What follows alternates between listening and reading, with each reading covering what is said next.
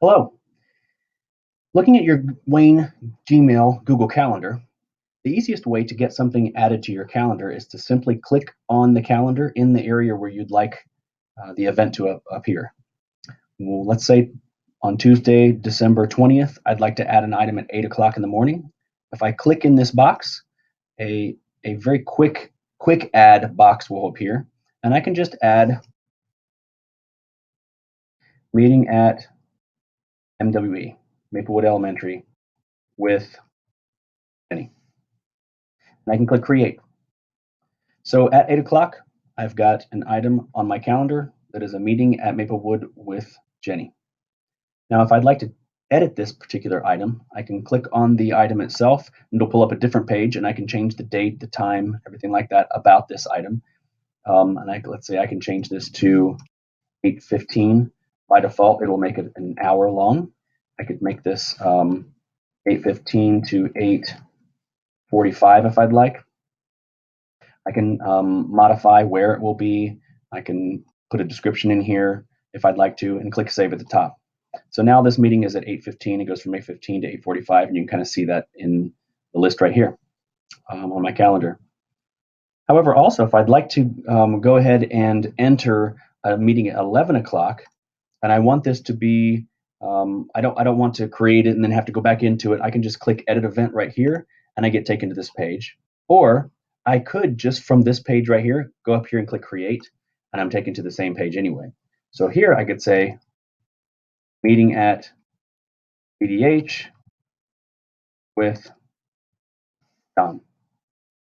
I then can change the time and the date right from right here if I'd like. I can click here, that would be Tuesday. Remember that if you click the create button on that prior page, it's going to put the current date and the next time block, which would be today's date, which is December 19th, and the next time block that's available is 4:30. So I would have to change the date and the time listed here. So I want to meet on December 20th at, let's say, 11 a.m. I can go ahead and do that. I can put where if I'd like to. I can put a description if I'd like to, and click save. So now we'll see that tomorrow morning, late morning, from 11 to 12, we've got a meeting at Ben Davis High School with John. Now let's say that I wanted to invite someone to a meeting.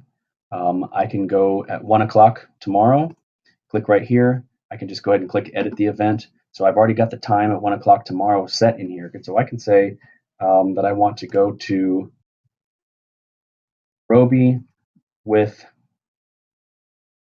Sarah, and I can talk about tablets. So I'm going to change this actually to Michelle, and I'm going to go over here to my guest area and add an invite for a guest.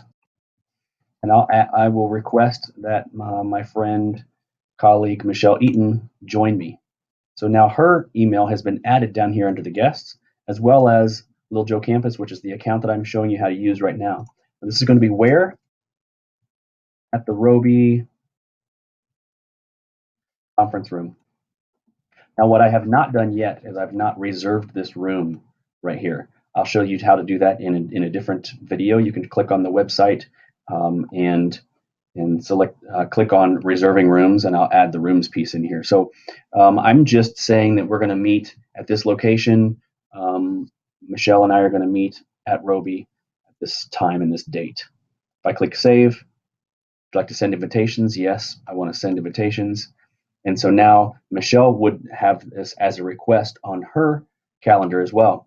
So you'll notice that as I hover over top of these meetings, a little clock shows up here under this event. That means that there's a timed event that is on my calendar. However, if I go down to this one, you'll notice that there's a clock and a little silhouette of a person. That means that someone else is involved with this as well, and someone else has been invited to this particular meeting. So those are the multiple ways that you can add events or meetings to your calendar in very quick ways.